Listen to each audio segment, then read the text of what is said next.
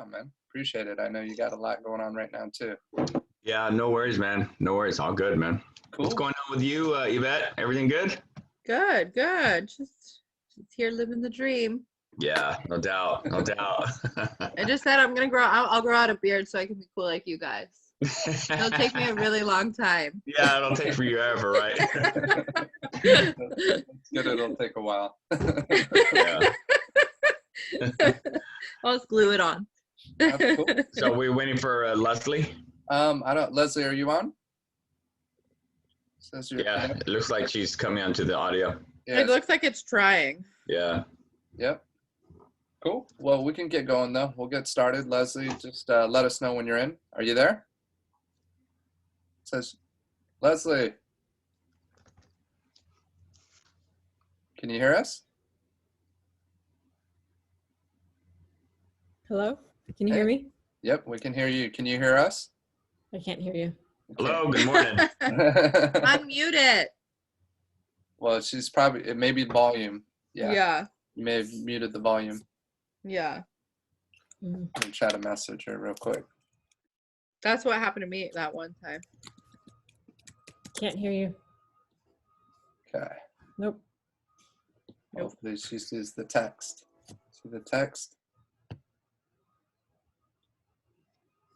Nope. Still no. All right.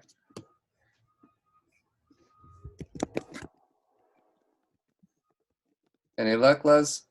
Still can't? Check your volume. Danny, are you drinking tea or coffee? I'm drinking green tea. Oh, look at you. Booze. Healthy. Yeah, well, I was Mr. Coffee guy, and every year I give up drinking. I give up coffee for 4 months, and it's the worst. But yeah, trust me, I'm a coffee guy. But after 4 months, I'll start drinking coffee again. I do it every year. I've been doing it for a long time. Nice. Little detox. Yeah, a little detox. Yep. Mm-hmm. Cool. So she's going to try to relog back in. So I guess I'm going to record this too, just for anybody who can't see it. So just giving you guys a heads up, but this all stays private between our group. It doesn't go out to the world or anything like that. But definitely good for future training and then checking back in on it. Really the topic of what I wanted to cover today, just because I'm going through it right now, is I'm trying to get an offer accepted in a multiple offer situation. And there's been quite a few conversations that have taken place, and I wanted to touch on those, just kind of share some thoughts and ideas. Maybe, you guys have different things that are working for you. Any luck, Leslie? Any luck? Doesn't sound like it. Hopefully she can see what's going on here. But anyways, we're going to jump into it. And like I said, it's recorded, so I'll share it with it. It's recorded. She's gone. So I will share. Yeah, I saw that. Okay. So I guess before jumping into it, anything in particular, Danny, do you have an hour, or what's your timing look like just before? I have an hour. I have a good hour. You're good for an hour? Cool. Mm-hmm. Are you good for the next Yeah, hour? I have your hour and a half. I have you for an hour and a half. You know how it goes. Well, if it does go longer, you're welcome to hop off right at 11 o'clock. Usually we do get rolling and it starts to get to a good spot. And when it does, obviously we just want to keep it going. We record it. So if you miss it, you can check back in and listen in on it, So I guess before jumping in, is there anything that would be helpful to, I guess you, Danny, since, it's the first time we're doing this together as a group, anything in particular that is a challenge right now that you're seeing out there, that would be good? The only challenge that I have is, with this competitive market, with, you're dealing with a lot of buyers. You always have to be within the appraised value of every property, right? So, all the properties that I've been submitting offers to, all of them have been selling for 10, 15 grand more than the asking price. And, you have to be cautious of the appraised value situation, just because obviously, you don't want to pay anything above and beyond the appraised value. So my issue is that, my clients are getting priced out because some of these offers that I'm getting, or some of the multiple offers that they're getting on these properties, dude, some of these buyers are paying anything above and beyond the appraised value. And, you know, you obviously can't do anything about that. You know, I don't always advise that to my clients. But you know, to answer your question, Brandon, you know, that's kind of frustrating. It's hard, especially, you know, if you're working with FHA buyers or VA buyers. You know, a lot of times people don't understand that VA buyers are solid buyers. The sellers always look at the down payment, 30%, 20% down, you know, and it's kind of frustrating that I have to sell VA to some of these agents to articulate or convey that to their sellers that, hey, VA buyers are solid, and these are the reasons why. But right now, the frustrating part is the appraised value situation and dealing with FHA and VA buyers. Yeah, well, I couldn't have paid you more to set this up any better than what you just did right there, because that's you hit it on the head in terms of what the challenges are, and being, you know, that we are Veteran Home Services, and we are going to attract a lot of veterans to this, as well as first-time buyers, just with their experience with first-time buyers. You definitely have an uphill battle in terms of what you're challenging against. Especially if you've been doing this as long as you have, Danny, of knowing the hierarchy in terms of, you'll hear the saying out there, and I just heard it recently in one that I'm negotiating, that cash is king. The more money that you have down is typically the less riskier buyer. So for most sellers, they're going to gravitate towards more money down, whether it's all cash, you know, 20%, 30%, 50%. But it doesn't always work that way. And that's some of what I want to share some insight, because we got one accepted with our buyers with 10% down. They originally had 5 for the longest time. They upped it to 10. And it was one of 28 offers. And the backup offer they took was the exact same price as us at 635, with 50% down. And we had 10% down. And then they took their backup number 2 was all cash at 630, and we were only 5 higher. So, you know, that's, and they took yours. They took ours. Yeah. But it took constant conversation. It took, you know, just certain questions that I asked in terms of with the seller to, or not the seller, the listing agent, to just give ourselves every edge that we could through the process. So I'm going to touch on a little bit of that, as well as the most recent situation that still isn't done yet. I'm still in the middle of a multiple offer situation that really kind of prompted, and just so you know, Danny, we're trying to do this meeting once a week. Typically Tuesday is going to work better than Mondays. Mondays is a lot of catch up for me with just trying to figure out, okay, I got to get all these things done. And then when I get focused towards this meeting, I'm not doing what I need to do for our clients. So, so typically about Tuesday, 10 o'clock is when we're going to do this meeting every week. If you can hop on, it's good, because we can talk about what's relevant with what's happening right now. So to put it in perspective and to hit your question directly that you talked about with not paying more than the appraised value, unfortunately in this market, to win, you got to. And you got to be willing to waive your appraisal. You got to be willing to be able to cover that difference. It gets very challenging for FHA and VA. And what they have to understand, what the buyers have to understand, is in order to compete, a lot of times when I'm coaching them, I'm saying, okay, you're hoping if your top dollar is 700,000, we can't look at 699. We got to look at 650. We got to look at 625, because it's going to end up 50,000 over asking. So if you talk to more and more agents right now, just off your own personal experience, but I'm always talking to agents constantly. And when I'm speaking to them, it could be as simple as me just showing their property. I'm asking them and talking to them about the market. I'm also asking them, okay, how are you going to present your offers? Are you presenting it right away? Or are you going to wait until Monday? And a lot of times they're going to tell you, any savvy agent is going to wait till Monday. They're going to give it at least 3-4 days, collect multiple offer situations. It's not that they're always trying to create a bidding war. It's because when you do that, you're going to make sure that you get the best terms for your seller. You're going to get your backup offers all lined up. And then you're not going to get some buyer who's going to get this overconfidence of thinking, oh, well, I can over negotiate right now because I know I got this seller.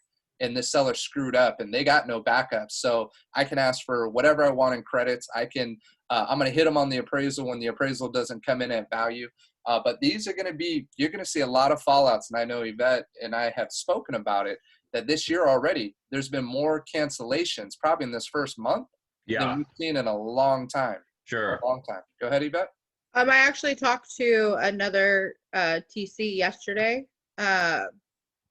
and she was telling me that she had a ton of cancellations in December and January as well. And actually, a lot of them were due to COVID. People losing their jobs at the end of the year and Oh, wow. things like that of that nature still. So I know with my personal files, had 8 files fall out Wow, just this month. in just January. Wow. Yeah. Wow, Yeah. yeah, it's tough, So- man. So using that to your advantage, the key is when you're speaking to these listing agents, you got to get an open ear. It's just like when you're talking to a new prospect, right? Talking to a new buyer, you connect with them first. First, you got to connect. There's got to be some type of lowering of that guard where they don't trust you. And now you're lowering that guard because you're talking to them as a human. You're speaking to them. You're not trying to sell them. You're asking them questions. You're sincerely interested in their situation. And once you got that trust to a certain point, now it's all about information gathering, trying to get as much info as you can. As we already know, okay, so what's your seller's situation? Are they purchasing another property? Is this a home of choice or a standard sale? What is the timing looking like for them? Do they want a longer escrow? Do they want a shorter escrow? Most people are trying to net as much as they can. So for the one, and I'll just jump onto it with the one of 28, because it taught me a lot as I was asking questions and figuring it out, is she told, she was being an open book. And the other thing is, when you are the first to show the property and you know that they're collecting offers till a particular day, your client, if they love the property, they want to write full price right out the gate, thinking, okay, this is going to make a big impression. And I just had this conversation with my brother-in-law just last Thursday. Sees the place, he falls in love. He's, oh, we're going to write a full price, and I want you to do it right now. I said, it's not going to work. I've already talked to the agent. She says she's collecting them until Monday. He says, well, I want that seller to know that I really love the house, and we're going to write a full price at $700,000. I said, bud, they already have 9 showings scheduled. She's already told me she's got another colleague that's going to write an all cash offer over asking price. She's told me that she expects it to go out at 750, right? So sometimes when you share so much with your clients, it freaks them out and they're ready to walk. Well, in this situation, I needed my brother and sister-in-law to understand that this is what it's going to take in this kind of market for this type of property that everybody wants. And sure enough, by my second and third conversation with this agent, when I say second and third, I'm having follow-up, just like I would with a for sale by owner, and following up with them to see how things are working out with them. I'm going to be on the phone with them. I'm not going to harass them every single day, but I'm going to say, hey, would it be okay? I know it's Thursday and you said you're collecting offers till Monday. Would it be okay if I check in with you on Saturday and just see where things are at? Just because I want to check in, and the biggest thing is I don't want to waste your seller's time. I don't want to waste my buyer's time. So if you can already give me a feel with kind of where we're at, then I know, that we're just not going to waste our time. And Sure. That's the approach I take. And typically they're going to give me, if I got enough equity in the bank in terms of trust, and they know I'm a good agent, and they know I'm working with serious buyers, and they know they want to work with me as opposed to the other 27 agents that submitted an offer, they're going to try to help me as much as they can. Without crossing the line, they're going to try to help me. They're going to try to give me as much, because just like I need to give them ammo to their seller to sell them on us, they need to give me ammo to be able to work with my buyer to coach them to do what it takes to win and succeed in this multiple offer situation. So It's crazy how much conversation you should be having without coming across too pushy, but it's more in connecting, asking questions. Everybody's trying to help each other out. We're dealing with a different type of market that is unprecedented. And we have not dealt with this type of buyer demand before. We have not dealt with this type of low inventory before. And the listing agents are admitting, and they feel sorry. They're just like, this is crazy. Excuse me. I got to tell all these buyers that they're not getting it. I got to tell all these great agents that I have great relationships with that their buyer's not getting it. Right. And they're doing it on a regular basis. So you're trying to help them with that. And you're trying to assure them that if they choose you, you are the right agent with the right team, with the right loan officer and the right buyer that is committed to closing on this transaction, that isn't going to play games and is going to get it done. And this is the key, and this is the secret sauce, and this is what's critical. So just like in a listing presentation, when you're doing your discovery and you're asking, okay, what are your expectations? What are your needs? What are your wants? What do you expect in an agent? What are you looking for? What type of communication, right? Mm. Even as you're doing that with an agent, you're doing, or with a seller, you're doing the same thing with an agent. And you're trying to speak to them and you're sharing with them, hey, you know what? In this situation, what's up, Anthony? In this situation here, or this recent one, I got my offer accepted 1 out of 28. And it's not that I'm bragging. I'm telling them this is a smart agent over here for picking my offer. And this is why they were smart for picking my offer. Because when we come up against a home inspection report that you're going to get, and there's going to be all kinds of stuff on there, I have to do my job as an agent to lead my clients and set proper expectations that they don't blow this deal up over asking for too much. Then Right. you already hit it on the head. Appraisal is going to be an issue. So one, I got to make sure that I know my loan well enough to know, okay, how much can we play with here? And just to share something with you guys that is new to me, and I think it would be helpful to a lot of you, is if you have a buyer, which we would all love it, a buyer with 35% down on a $700,000 How purchase, can I right? connect my AirPods to my computer? Okay. Are you there, Leslie? Can you hear us? We heard you. Okay. So with a buyer with 35% down, what Jason had shared with me, which was phenomenal, at 700,000, the appraisal can come in as low I'm as done. 635 and we're still solid. So 65,000 under asking price, it doesn't change the payment. It doesn't change the money down because they got 35% down. Okay. I'm not talking about an appraisal waiver with 20% and it's obvious that a property is priced right and it's a fair market value for the home. I'm talking about a home that is going to go out that could appraise at 635 and your Right. buyer has 700,000 and they're going to put 200 and roughly $65,000 down. You can, in good faith, waive that appraisal and know that that appraisal would have to come under 635 to have any kind of issue. That's Mm. game changer. That is game changer in so many different ways. These are the things that we need to know as agents, and we need to be able to convey to the listing agent to do our buyer justice so that we get our offer accepted over an all cash offer that's trying to overswing their weight because they're all cash or because they got 100,000 down or $200,000 down or $20,000 down and they're non-contingent. So now they're God's gift over here. And I'm not trying to mock that, but they walk around that they got this ego this big and Sure. that they can get anything that they want. That's not the market that we're in right now. It is a battle. It is you're going up against 20, 30, 40 different showings is a regular now. You're hearing it. And every agent I talk to, that's what they're saying. There's 40 showings for this townhouse listed at 475. It's going to go out at 525 plus $1,000, right? So this is all gold for anybody who's on the fence who's thinking about listing a home. It's huge. Right.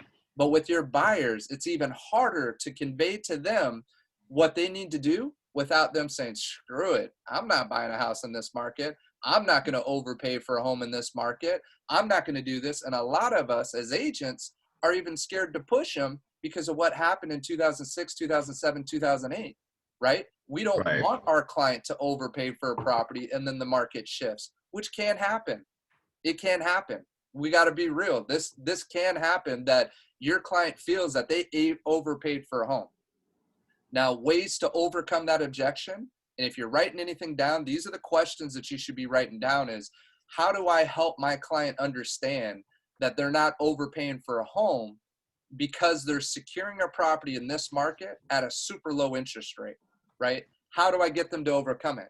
Are they buying for the right reasons? Number one, can they handle the monthly payment? Get them off of purchase price, get them off of sticker price, and get them on to monthly payment. Monthly payment. That's the biggest thing. Can I handle my monthly payment? If I can handle it and I'm not overstretching and I'm in my zone, even though I'm paying an extra $20, $30, $50,000 on the purchase price, but I'm still on my payment, I'm still good because I got a super low interest rate. And as long as I can handle that payment for the long term, I'm good. And if you can rent it out for more than what your mortgage payment is, you're good. And if you're going to live and fix your housing expense, you're good. If you're going to appreciate over the long term, you're good, right? You have to know as a real estate agent why it's in the best interest for somebody to create wealth through real estate as opposed to renting and coming up with the 99,000 reasons of why they shouldn't get in right now, which everybody and their brother and sister and cousin and agent and everybody is telling them, hey, you know what? Yeah, just kind of pull out right now. I don't want you to overpay for that property. Oh, don't be a sucker and overpay for it. Because you know what? If I'm competing against you, I'm hoping you as an agent are saying those things to your clients. I'm hoping everybody else is chirping in your ears and I'm securing it. I'm slaying that property and get my offer accepted because I can have real talks with these agents. And when I'm talking to them, I'm just saying, it's like, hey, look, and this is what happened. So I'm going to tell you as much detail as I can with the situation for Belmont. For that property, I know the agent, number one. She's a good agent, second generation. Her mom does a lot of business. She does a lot of it. They do about 30, 35 deals a year, right? They're solid.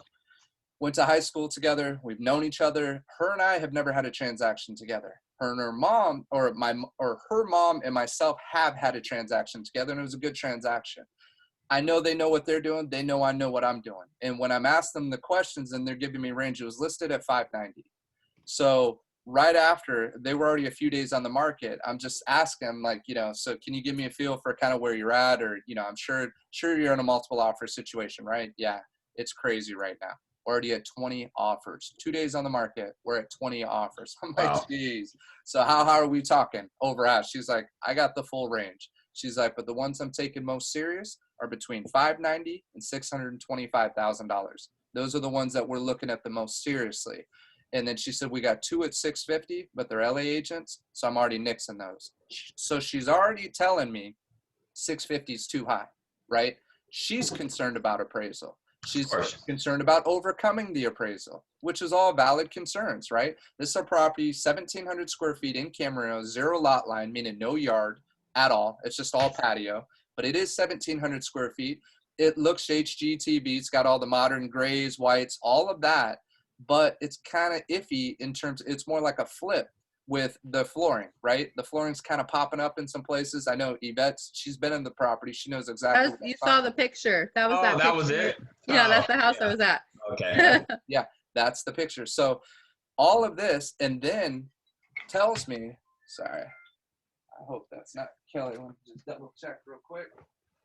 Yeah, no, because I'm waiting for that agent to call me back, the one that I'm trying to secure. So if it's her, it is her.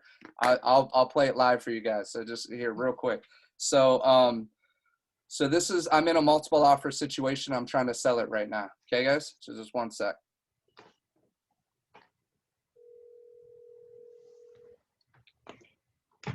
Hey, Brandon. Hey, Kelly, how are you doing? Good. I was just listening to your message. I was going to leave you one. Okay. Yeah, my phone's been going nuts. this I'm morning, sure. as you can imagine. Yep. Anyway, what do you have to tell me? Okay, no, so real quick, I just wanted to share with you just a couple big things in terms of with our clients, because I know you mentioned you did termite yesterday. Did he or she give you an indication of what the termite was going to be, ballpark? Yeah, I just got it this morning. So here's the thing. That back patio that wraps around on the side, the patio cover, Yep. that thing just needs to go. Okay. There's a lot of damage to that. And I told my client, I said, honestly, if we had more time, I would just tell you to rip that thing off. Right. And not have it be part of the termite report. Okay. Because there was a lot of stuff on that. So there was like $1,600 worth of work. Okay. But the majority of it, it looks like there's some stuff in the front, like the eaves and the fascia board and all that. I can send it to you. Okay. But there's a bunch of stuff in the back too. So I need to call the termite company and say, okay, let's pretend that porch, wraparound patio cover isn't there. Right. What are we looking at? Okay. So is it $1,600 including that back porch patio cover? Yes. Okay. And then is it spot treatment or a tent that they're recommending for the termite? Spot treatment. And what did that come out to roughly? Well, the whole thing was $1,600 for section 1. Oh, 16 in total. That's not bad at all for spot treatment for it. So, okay. And then, and you're saying the roof was towards the end of its life, right? It's probably going to need another layer on it. Yeah, I mean, it doesn't leak, and we've had just major rainstorms. And right. wind issues and all that stuff, and he hasn't had any problems with it. So Okay. he was talking about eventually putting on another layer because you can put 3 on. Right. Uh-huh. So that was something he was considering to do, but he's moving. So Does it currently have 2 layers on it or 1 layer? 2. Oh, it does have 2. Okay. Because some roofers will only allow 2, but I'll see what I can do with my roof guy on that too. So the biggest thing that I wanted to share with you on 2 things. One, just as you know, with this market, I was actually just talking to my TC earlier today. She's had 8 transactions that have canceled just this month. And there was another TC that has also had the same thing, but they were blaming it more on COVID.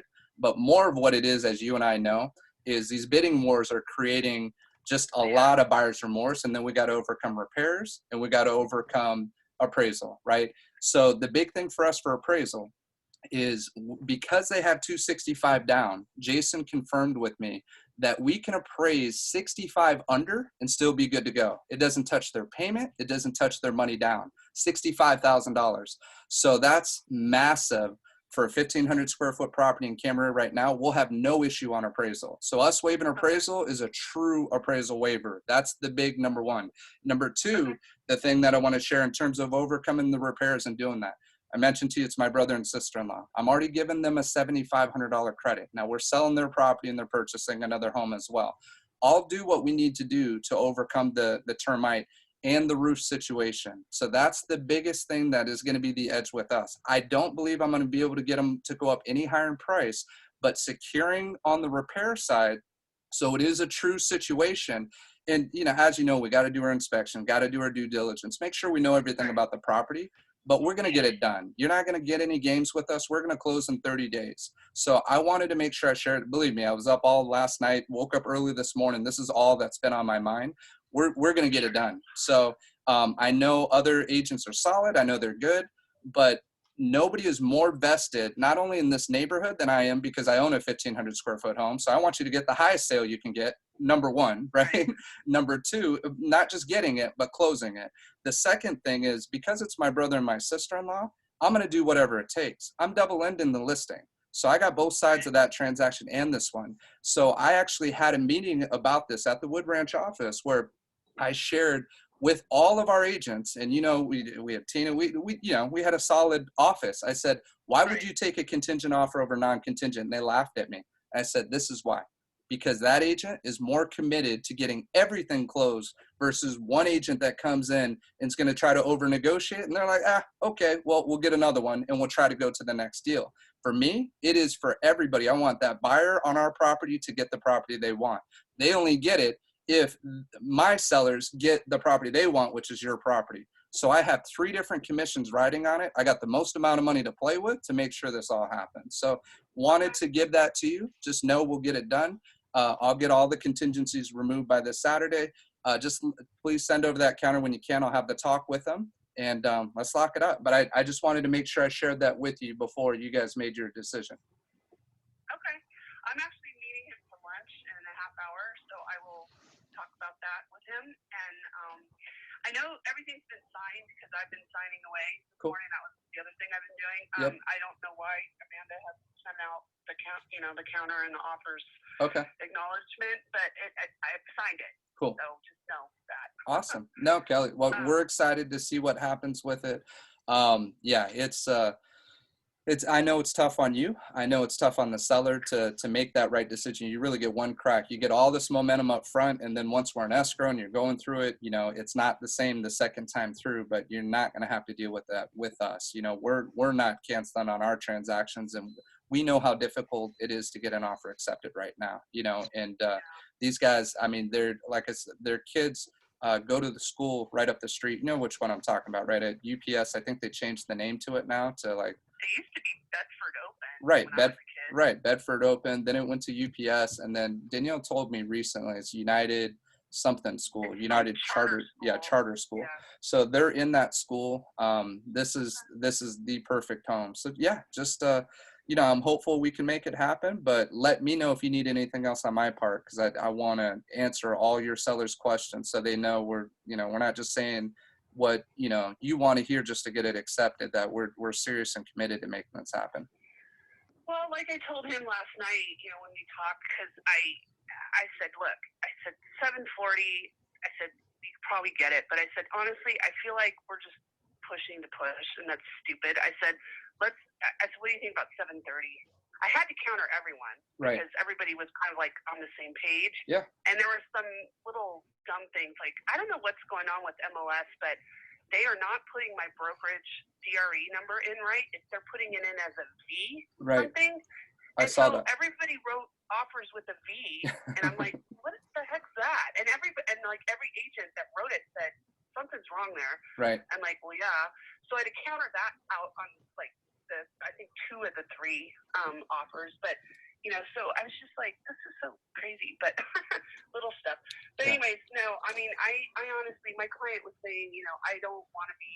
He's not a price gouger. He's not like, he's shocked at what the price is right now. Oh yeah. Shocked. Yeah. So, and then he said something about, well, I don't want to get anywhere near capital gains because he's Right. kind of almost there. Right. So I said, yeah, I hadn't even thought about that, but I said you're not there. So I said, Right. it has to be 250. So Yeah. anyway, we talked a lot yesterday, and Good. he's a reasonable person. So I'll let him know what you and I talked about, and I agree with you. I mean, on the contingency, I had one deal down in Orange County where we were the top leg of 5 Wow. transactions. And I was like, I think I sold the place for $850, and like the lowest one was like a little condo for 2 something. Oh wow. And my seller was in what do you call it when his bankruptcy needed to be signed off by the judge, Holy and it smokes. was sitting in court. And I told my guy, I go, do not buy anything, do not do anything. I said, because this has to get signed off, and if it doesn't get signed off, you've killed everybody. Right. Literally. Yeah. You know what he did? He went to Florida and he bought 2 plots. He bought a boat. Jeez. He bought a whole bunch of stuff. Oh And my he gosh. told me that. And I'm like, okay, well, I'm not going to share that with anyone because hopefully the judge doesn't find that out. Right. And they never did. Good. But I was freaking out. Oh yeah. No, there's a lot of people counting on it, and this isn't a typical contingent offer either because I'm representing both sides, so I don't have a random crazy agent. I already know, Right. like I said, we're solid. So you said Saturday for all contingencies to be removed. It's, I'm just going to have another conversation with the loan officer, make sure they're good to go with their loan, and, make sure there's no hiccups on that, but that should be plenty of time. So biggest thing, as I said, we're just waiting for that appraisal to come back, but the last sale in our complex was 470 model match. We're at 480. We went 10 higher. So we're solid. It's not, and ours has quartz countertops. It's completely updated for a 1,900 square foot home at 480,000. They could have blew it out of the water, did a 510, 520, no problem. But he didn't want a bunch of people in his house. So we only had 4 showings. So that's the reason why it turned to that. He took it in 24 hours. He just wanted somebody flexible that was willing to wait for him. So they're giving us as much time as we need. But as you know, for the buyers with the rate locks, they want it done ASAP, with the low interest rates right now. So yeah, it's I had a good talk with them last night. I'm pretty confident they're going to sign off on that price. I'm sure you're going to get the other ones that are going to go up higher, just to throw it at you. If you think it makes a difference for the extra 2 or 5, that's up to you. I'm telling you, the biggest issue that I can already foresee that you've already shared with me is going to be that roof. It's going to be the termite and making sure that you don't get anybody trying to over negotiate. So I can check that side on my part. Okay. I will let Chris know that. Cool. And we'll see what we can see. But when I get down into town, or maybe when I get into my car, I'll send you that termite report so you have it. Okay? Perfect. All right. That's Thanks, awesome. Brandon. Not a problem, Kelly. I hope we put this together. I'll talk to you soon. Okay. All right. Bye. Whew. All right. That's the training, guys. We're done for today. That was good. Any thoughts, guys, or anything you can hear? That was probably the 4th conversation I've had with her now. So it's not just one combo. And think of how many times you get a listing, you don't even get a call from the other side, Right. with offers that are coming in. People are scared to talk to you. They're scared to try to negotiate. They're scared to say something, or maybe they're just not very strong communicators, or maybe they don't care and they think that just presenting an offer is good enough. There's Yeah. so much that you want to find out. And since I was able to find out all that information ahead of time, that it led to me being able to make a promise. And that's the final thing you have to do, is you have to Hey, make a Brandon, promise and commitment. Yes, was that offer, is your offer already accepted? no, I'm competing right now, dude. Oh, okay. Yeah, I wanted to give you a little bit more backstory before you heard it just happened, but the call came in. I texted her at about 7:30 this morning, so it's 10:30, 3 hours later, that she finally calls. Of course, it's during our call, which is perfect for what we're trying to do right now, in terms of discussing exactly what it is that you have to do to give yourself an edge in this competitive market. So any feedback, good, bad, it's, what did you hear that you liked or didn't like? I just feel like she was very non-committal to you. Yeah, I'm cool with that. Well, I tell you what, I mean, if I was a listing agent and you indicated exactly what you just talked about, I mean, honestly, most agents don't even do that. So that gives you an advantage for sure. So if I was a listing agent, there's no question I would put you on one of the top, as far as trying to get your offer accepted, just because, you're giving her all that information, which is good. You know what I mean? Yeah. But no, great job. Thank you, man. Appreciate it. And I mean, Go ahead, Yvette. I was just gonna say, she doesn't sound like she's not like a novice agent, which is nice sounding. Like, she didn't sound like she was like, oh, I don't know anything of what's going on. Where like some agents call, you're like, how did you get a listing? Yeah. Which can be a good thing sometimes too. Right. Yeah, no, I mean, I know it's a good thing sometimes, but at least she seemed Right. like knowledgeable to where she can respect the knowledge you gave you instead of being intimidated by what you knew. Right. The biggest thing that you have to know in that situation is I got to give them as much ammo as possible to sell me and to sell my client to them over everything. And so what I wanted to read to you guys is the text chain. And there's some strategy in texting as well, in terms of a big thing in sales that it's human nature, and to the untrained person in sales can easily give into, is we speak too fast. We don't listen. We don't let the other side commit, right? So you need to you got to pause. And as much as you want to maybe just react and just give them an answer, give them an out, you can't let them off the hook. So when we text last night, first thing is, and that's why I was going to go through the order of the conversation so you guys can hear it from the beginning to where it got to. But biggest thing is, let's see where it was at. She said, hey, I got my seller to come down to 7:30. So when she called me on the second call, she calls me up and she says, hey, look, we're going to counter you on price. We're going to counter you on the appraisal. And we want all your contingencies for the property you're selling to be removed by Saturday. Do you think that's going to be a problem? And I said, well, what are we talking on price? And she said 740. I'm like, wow, 740,000. What'd you offer? This is for this property. This is for the one I just had the conversation. Right. How much did you guys originally offer?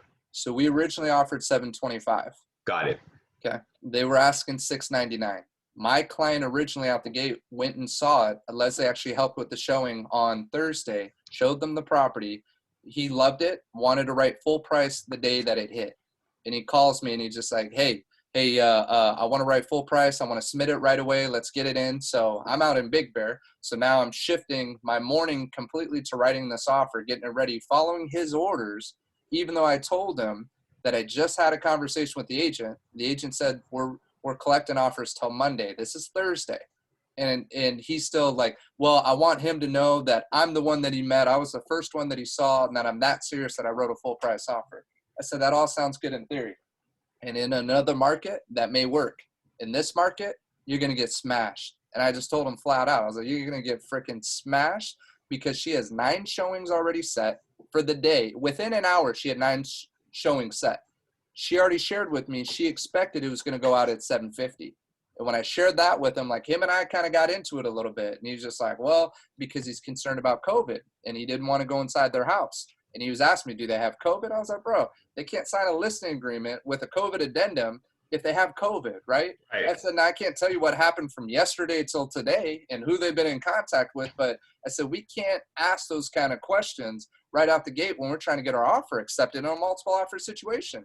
You're already going to shoot yourself in the foot, right? So we're kind of getting into it, and it ended bad. It wasn't a good ending to a conversation. This is with my brother-in-law, right? So finally I just get to it and I said, look, I get a lot of information from agents if I know them. And so I'm giving you the recipe to give you a chance to succeed if you want to go that route, right? Based off what they're sharing with me. But if you want to do it your way, you want to write a $700,000 offer, we can do it. I'm telling you right now, you're not going to get the house, right? And so he didn't like hearing that. He flipped it and said, well, I didn't realize you can get so much information. I said, well, it's only because I asked the questions and I know this agent that she shared as much as she shared with me, but I know what's going on in her head. I already know her game plan of how she's going to approach this. So that was the first hurdle. So finally I get him to admit, okay, well, let's wait till Saturday. I say, I'm going to follow up on Saturday and check in with her, see where they're at, so we know whether it's even worth our time or not. Because at that point, they may be so far over asking price. If it's close to 750, we just say goodbye and we go on to the next, right? Right. So he followed my lead on that. So then Saturday morning, I get a text from him, hey, what's the status, yada, yada, yada. I follow up that afternoon and I reach out to her and we start talking, and she even joked, she was like, your ears must be ringing. I was like, what's that? Because she hit me up on Facebook and said, well, now I know why I didn't get my offer. And this is actually where I made a mistake. Based on the first instructions I had from my buyer, when I sent over the PED and I sent over the pre-approval, I put on that email, we'll have an offer to you shortly. That was the mistake I made because I didn't follow up and say, hey, we're going to hold off till Saturday. So she hits me up on Facebook when she sees me snowboarding out in Big Bear, right? And she's like, well, now I know where my offer is, LOL. And I just told her, I responded, said, hey, so sorry about that. I said, I'll call you tomorrow, and just left that on there. And she said, no worries. I don't even sweat it, right? So I already set up my call for Saturday just off that Facebook interaction. Then on the call on Saturday, when I'm talking to her, she's joking because I didn't call her first thing in the morning. I waited till about 2, 3 o'clock before I call her up. So then I hit her up about 2, 3. She says she's got till Monday. So the later in the day, the better to see, okay, what has been generating. Guess what she had at that point for this property with what her expectations were out the gate, with the amount of showings she had. And she said she had 20 showings so far and she expected 40 by the time Monday came place. How many offers would you guess she had in hand at that point in time? Just guess. 20.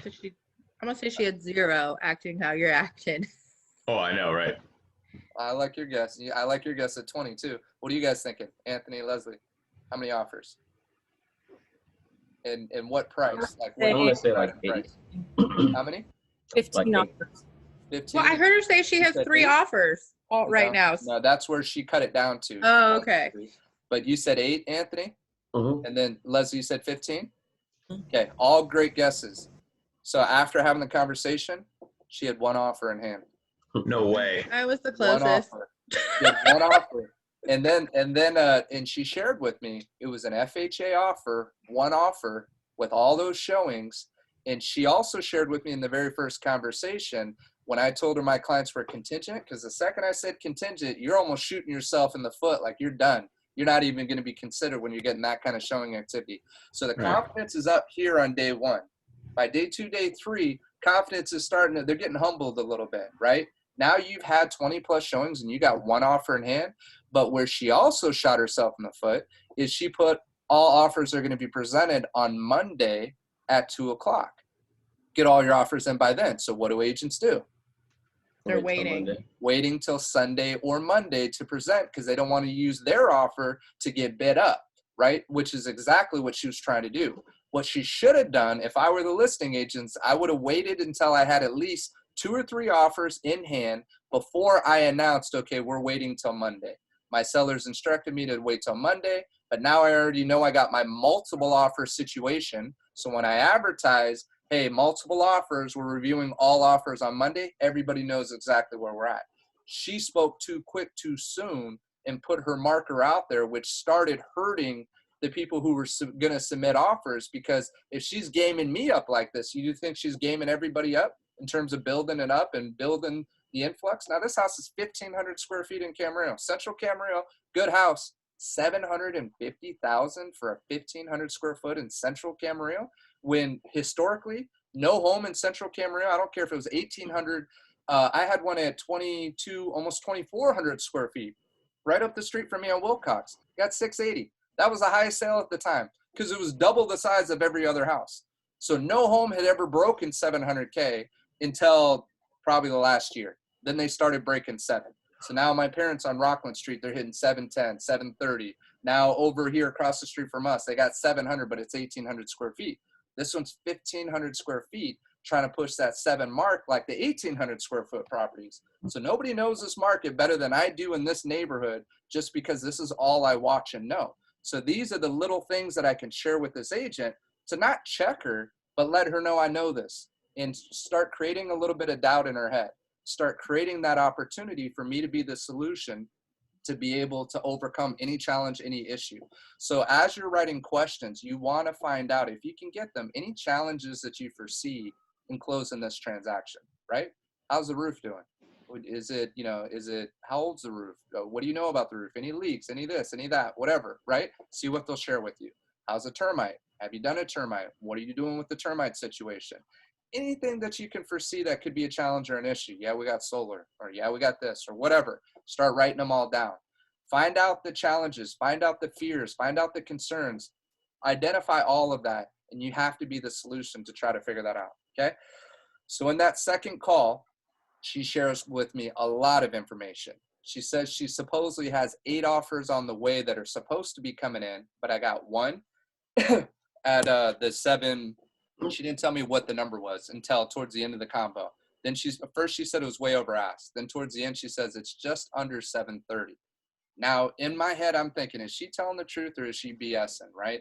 But I'm going to always take what they say as the truth.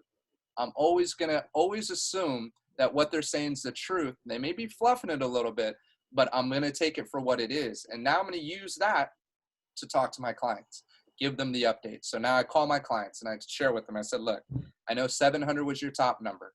I said, but this is what's been really just weighing on me, because you got a bunch of money in the bank and you want to be protective of that money and understand it. You're going to clear a bunch of money from the sale of your home, and you want to put X amount of dollars down, which is roughly about 200K down.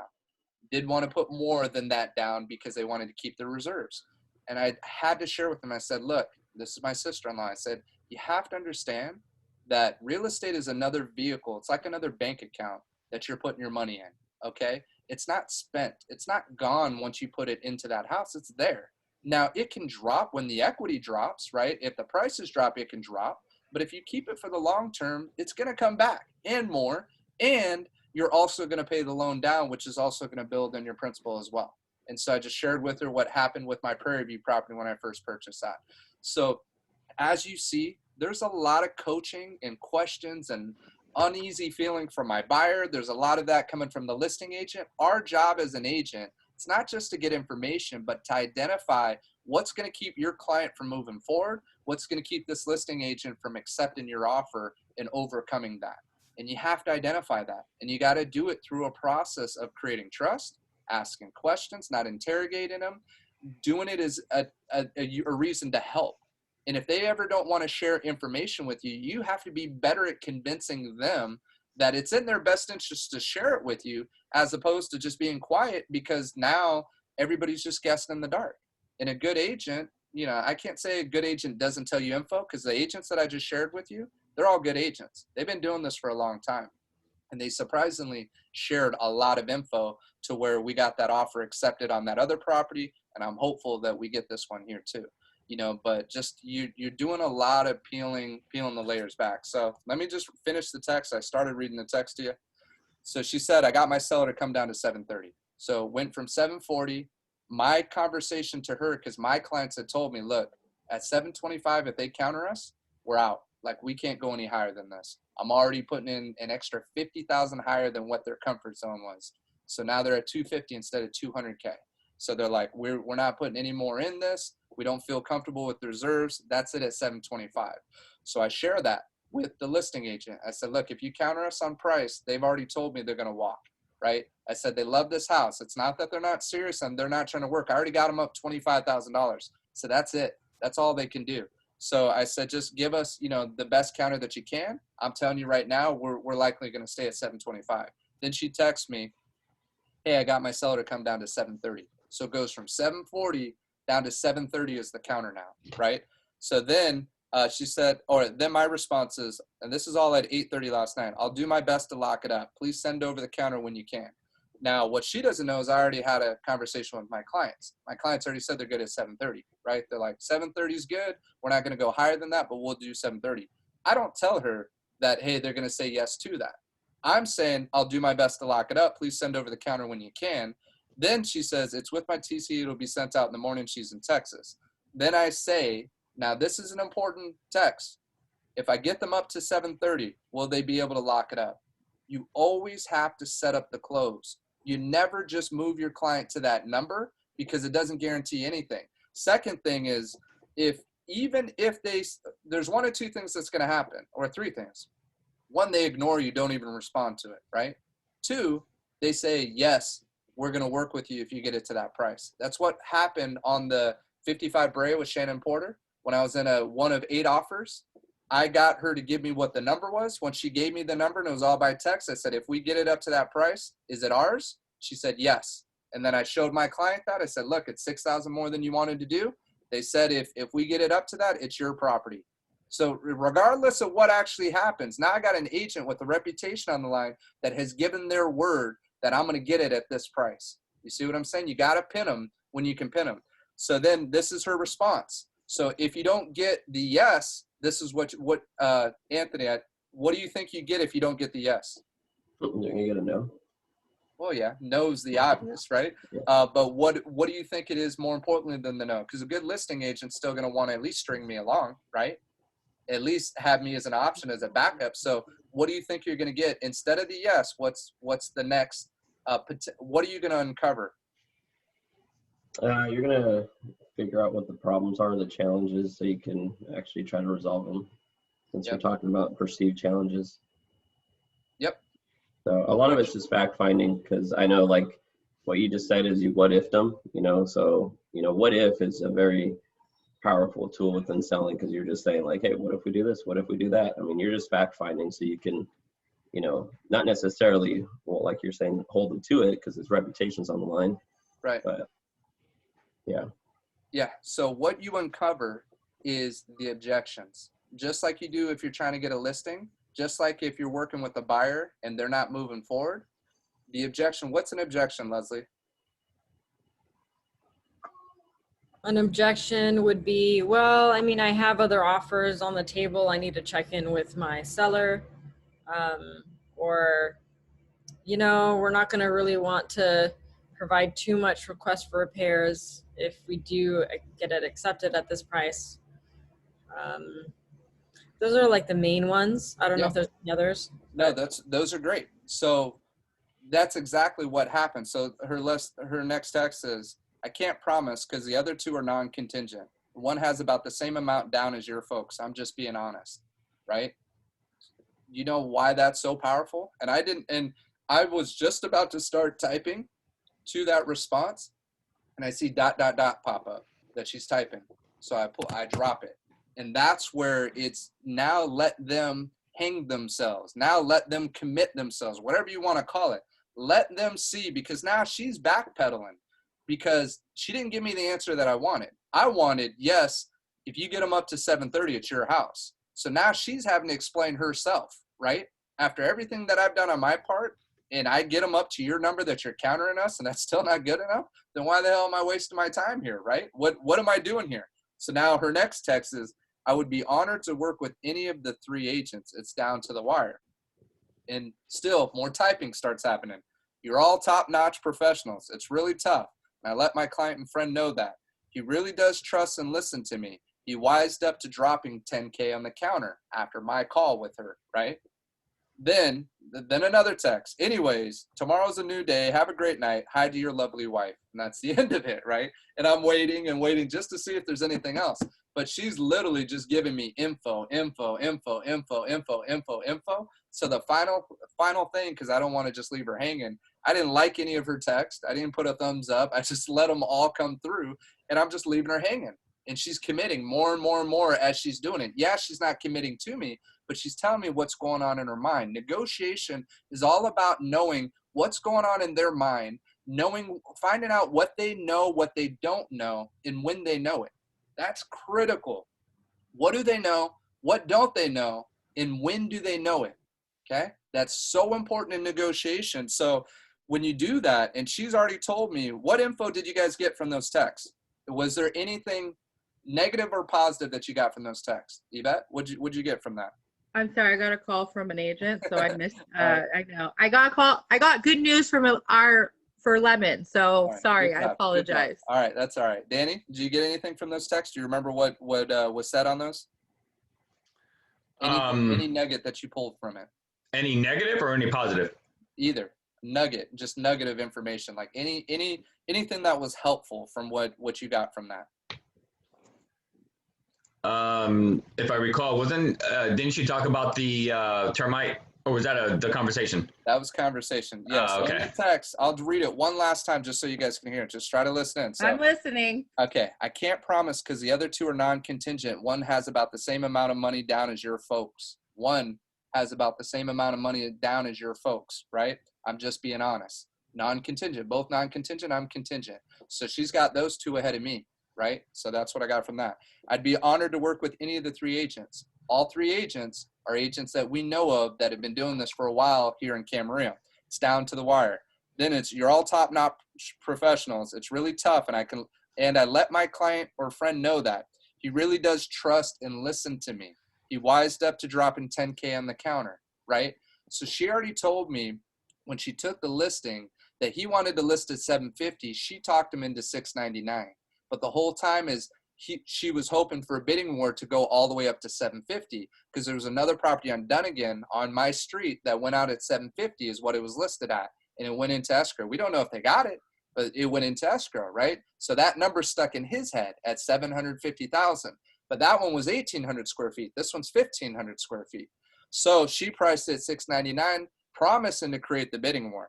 So he says he wised up to dropping 10K on the counter, right? Then finally, anyway, tomorrow's a new day. So this is where she tries to transition out. She's already giving me info. Now I'm trying to, okay, I got one last shot. I got one last chance to sell while we're the best, right? I already did it off my intro email. I already packaged everything up. I've already had multiple conversations. Still not good enough. I got to give it one last sell. And that was the conversation that you guys heard today, right? So the last thing, so anything after rehearing all that, and I kind of gave all the answers away, anything that you guys picked up from it? Well, I just like the fact that the conversation that you had, the fact that you reiterated that you guys are locked and loaded, you're ready to go, and that you assured her that you guys are serious buyers.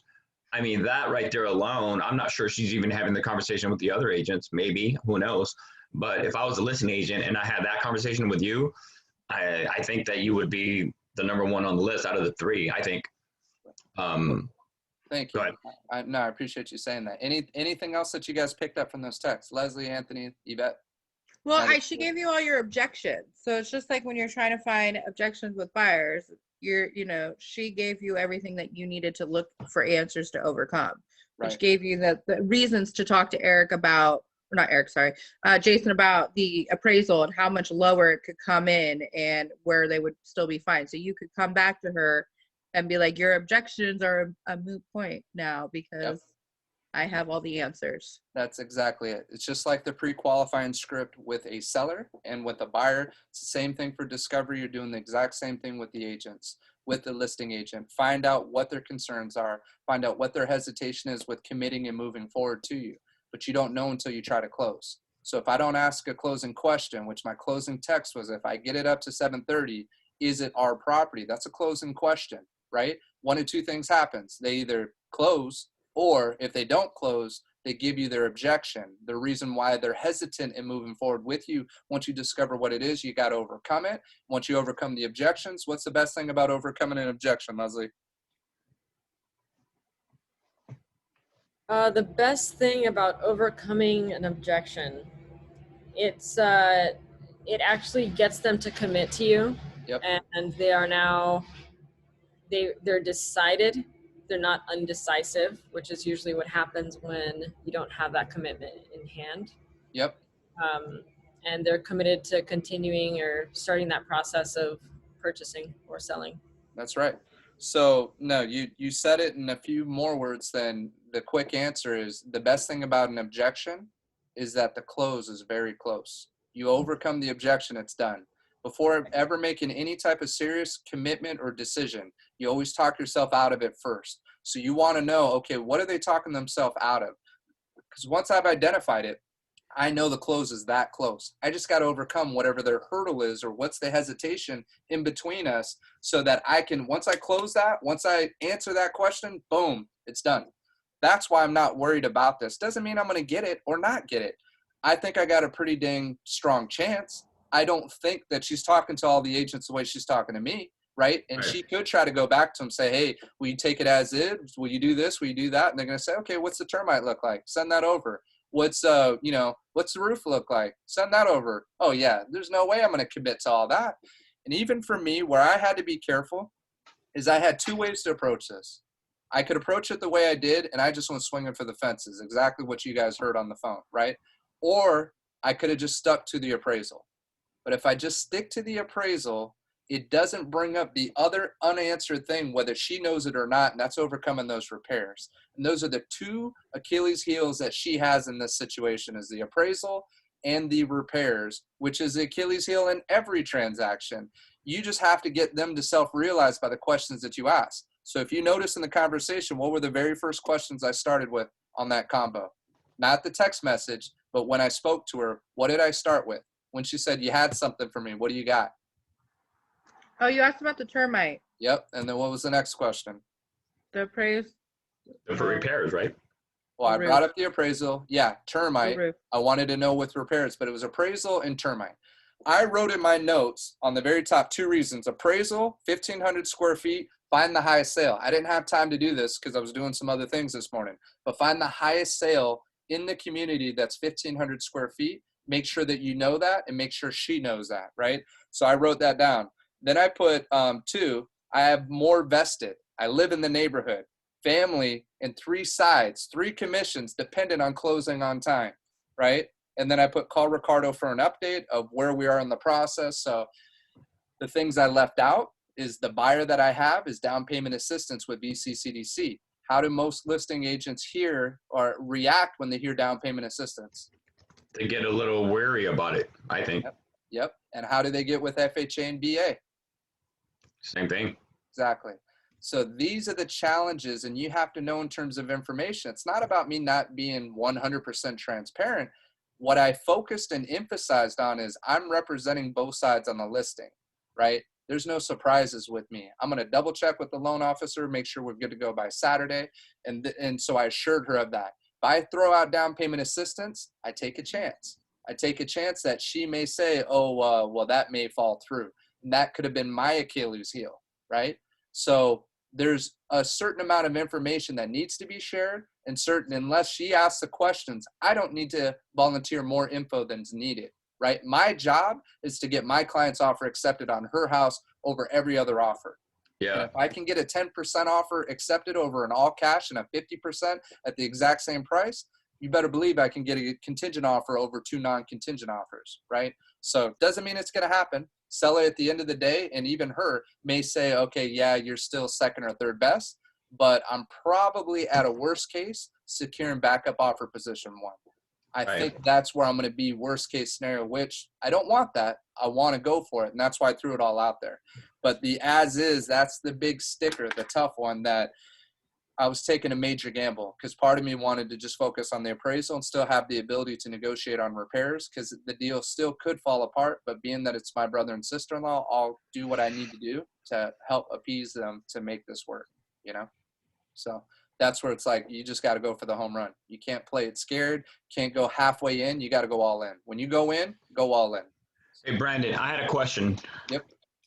Earlier you indicated that when you have a multiple offer situation that, you know, offering the first offer is not good. Right. So I've been doing this for a pretty long time, and my experience in several types of markets, even when I have a listing or if I'm dealing with a buyer, every single time I've made the first offer as a buyer's agent, I've always got my offer accepted. Obviously, it's a solid offer, right? But even when I have listings, if I have 8 offers, usually the first or second one are the ones that we normally go with. You know, that's just my experience. Yeah, no, it's a great point. Go ahead. Sorry. So I'm just thinking, why do you think that if you're working with a buyer in today's market, being the last one is always the better one? It's not the last one. This is about information, and we're seeing stuff happen that has never happened in our market here locally in terms of where these prices are going out. I learned the hard way. I had the same theory before, Danny, where I wanted to be the first. I always wanted to come with a super strong offer and put a short expiration on there, right? Now, being where things are at, and it does still work sometimes with that approach. There are times that I will still come swinging right out the gate. First offer, first showing, first offer, come in, try to lock it up. But it all depends on what that agent shares with me when they say how they're presenting offers. Got it. If they tell me they're presenting right out the gate, then I'm going to submit. If they tell me they're waiting till Monday, I'm not going to be the first one. Okay? That's the difference. So that's the question to ask to know, do I submit right out the gate, or am I going to give it a few days and find out what the situation comes out to? Okay? Why though? Why, if she's going to tell you to Monday, just say it's Friday, you're going to submit on Sunday or Monday, right? Yeah, typically Okay. Sunday or Monday. Why though? But why? Because I'm going to find out as much info as I can. So I had a guy, Ryan Knight, and we go in on a property, and the agent actually she answered the question in the way that I assumed was the way that if we wrote full price short expiration, we were going to have a serious shot. So we're looking at a property. It's extremely competitive, right around 700,000. I think it was at like 680 in Mission Oaks, right? So we check it out. I meet the agent in person. Felt like I made a pretty good impression. She had like 9 showings that day. It was a lot of showings. She was there all day. She met with everybody. I asked her, do you have any offers at hand? No, I don't. Okay. How are you presenting offers? Are you presenting them right away, or are you collecting them? Presenting them right away. My client doesn't want a bidding war. We just want the right offer, and we're going to do that. She tells everybody that, right? So we write full price offer, short, super short expiration, less than 24 hours. She doesn't even acknowledge receiving it. Never even says, hey, I got it. It expires. She waits until, and I call her up and I said, hey, we got an expiration. Can you at least, share with us where you're at, what's going on, so I can talk to my client, right? Nothing. Ghosts me. Hits later on that day about 6 o'clock. At about 6 that day, she shoots me a text. Hey, we already got multiple offers. We got 5 offers in hand. We'll be back in touch with you. I never even get a counter. Nothing. My guy had $150,000 down. Solid non-contingent buyer, DOD, solid across the board. Wrote the opening letter, wrote everything. Just completely got just disregarded because she had all the controls, the listing agent, and she knew she had enough showings that she didn't have to bite on our offer, especially once she had 2, 3, 4, 5 offers in hand. She didn't care about our offer anymore. Now she's creating the bidding war situation, doing exactly the opposite of what she promised me when I met her in person. So that's only happened once. But when I started locking up these offers in these 8 offer situations, 12 offer situations, and then 28 offer situations, it's only because I knew not to be the first one. And that was actually with Shannon Porter. And she even shared with me, unfortunately, this isn't a race. This is a trust sale. They're going to wait till they wanted to wait till, so we show it on a Thursday. Then it's Friday, Saturday, Sunday, Monday, Tuesday, Wednesday. She says they're going to present on Wednesday, but that the seller wanted until Friday, a full 7 days before they were going to respond because it was a trust sale. So we even have the conversation. My client's the first person to see it as soon as it hits, knows he wants it, knows he wants to write a full price. It's at $715,000. He knows he wants it. He's ready to write $735 out the gate and try to lock it up, right? So I don't tell her the price, but I said he's going to come and swing and wants to lock it up. She says, look, I'm telling you right now, they're not going to make an answer till Wednesday. So short expiration's not going to work in this one. They're going to wait at least until Wednesday. So I said, okay, is it okay if I follow up with you on Monday to see where you're at? She said, absolutely. So by that following Monday, she starts filling me in where the offers are coming in. So I got it to at least be in contention. I get countered as one of the top 2, 3 offers. Then we hit an acceleration clause to make sure that we didn't get beat out by price. And luckily it wasn't too high for us, but we ended up getting it at 771. Wow. 715, 771. Wow. It appraised at 760 and we had to overcome that. Go ahead, Yvette. You got your counter. Oh, did I? Mm-hmm. What is it? 730, wave appraisal. The buyer has to remove all contingencies of their home Uh-huh. by 2/6. Cool. That's Yep, it. That's it. Sweet. Awesome. Cool. Well, we'll see what we can do with that. So again, it's now lately, Danny, I've seen that strategy work more than the other way. Just Got it. because agents know it's going to go way over asking price, and they're over promising their sellers. So the sellers are expecting these bidding war situations. So it's not that you want to be a part of it. If you know your buyer's at their cap and there's only so high they can go, just write as high as they can right out the gate. Try to put a shorter expiration on it. But if you know that you come in and you got a little bit of wiggle room and you know it's going to have to go higher than what the asking, and you need to get info, you got to kind of see how much info that agent's willing to give you. If they're not willing to give you anything, you go in blind and you just give it your best shot. But if you can get info, keep talking to them. You'll be surprised how much info you'll get. And it's not always the highest offer that they're going with. Sure. They want the least amount of risk is what it is. So you got to show Correct. them that you're the least risk. Is that cool? That is. All right. Any questions, guys? Gals? We're good? All right, let's Yeah. wrap it up just because I know it's 11:15. So I hope this was helpful. Just wanted to share it while it's fresh, while it's going on. If you guys want to, tune in again, we're doing the Think and Grow Rich on Friday at 9:00. So we'll do it for sure this time. Yes, Yvette? Do you have the questions ready for that at all? I can type them up. Actually, Okay. behind me on the board, just so you guys see, been working on it with the whole faith deal. This is what I got written out. This is what was coming up this morning. I don't know if you can see any of it. I'll pull Not this a little really. bit closer. Okay. So if you guys see starting on the top, this chapter's on faith, right? And your dominating thoughts and ideas. Can you see it okay? I see that ring on it, so it's a little bit tough. So basically, in the chapter, and we're not going to get into too much of it, just to kind of give an overview, is you got destructive vibrations and you got constructive vibrations, right? You got different vibrations that are happening out there. And on the destructive side, it's fear, poverty, disease, failure, and misery. That's what's happening out there on a constant basis right now with COVID-19, political atmosphere, all of that is just negative, destructive vibrations that are happening. So to protect ourselves, on the constructive side, it's prosperity, health, success, and happiness. Getting into the chapter based on faith, it's about understanding your mindset and how you protect that mindset and what you do. And then under it, I pulled an awesome quote from Proctor, where he talks about a survival mindset versus a success mindset. So I put on the survival side, I see myself with a job that pays the bills and a little extra, right? Versus success mindset is I see myself as successful and financially free.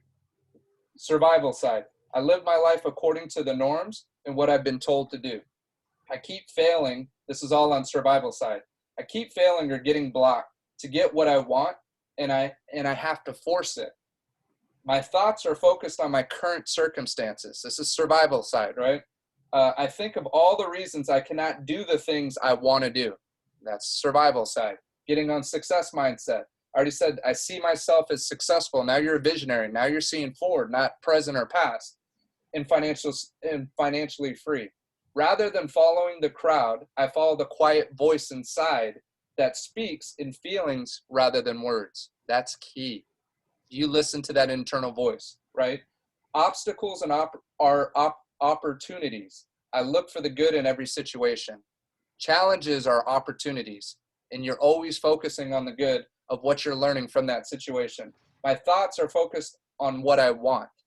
I think only of ways I can do what I want to do. So I think of only of ways I can do what I want to do. That's all you focus on, not the things you don't have control over. And this wraps up everything that just happened from my very first conversation with this agent to where I'm at right now.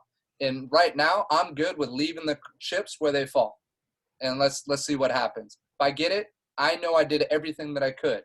If I don't get it, I still know I did everything that I could, and I'm good with that, regardless of what the outcome is, because there's challenges that are going to come up that may be too big to overcome. The last thing I want her to do is take my buyer. If my buyers aren't fully committed and can't close this transaction and everybody's moving in a certain way, but I have to believe in myself. I got to believe in God, and I got to believe and know that the right things are going to happen. I can control certain things. So the mindset is key and critical through this whole process. I wanted to make sure I was actually going to start with that, But I mean, especially once the phone call came in, the substance was what we talked about. This is just in terms of keeping the right mindset to make sure we're doing the right thing. So Friday, we're going to continue that discussion on faith for chapter 3. So if you're available, Danny, you're more than welcome to join us. I'm telling you, every time we've done it, it's been phenomenal.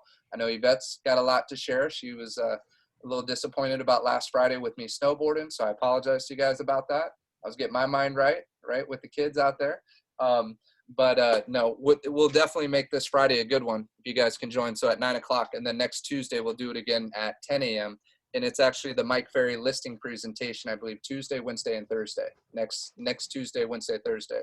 So it's like $250. I'm going to sign up for it, and then if you guys want to do a Zoom, we'll chime in. It's like 9 to 12 on those 3 days. So I'm pretty certain it's next week. I'll double check and send you guys the dates. Okay. That'll work. Sounds good. Sound good, guys? Sounds good. Thank you, All Brandon. right. No problem. You guys ready to rock and roll, right? Yeah, absolutely. All right. Thank you guys for hopping on, man. It was awesome. Great contribution. All right, guys. All right, guys. Thanks, Have a guys. good week. Have a good See you week. soon.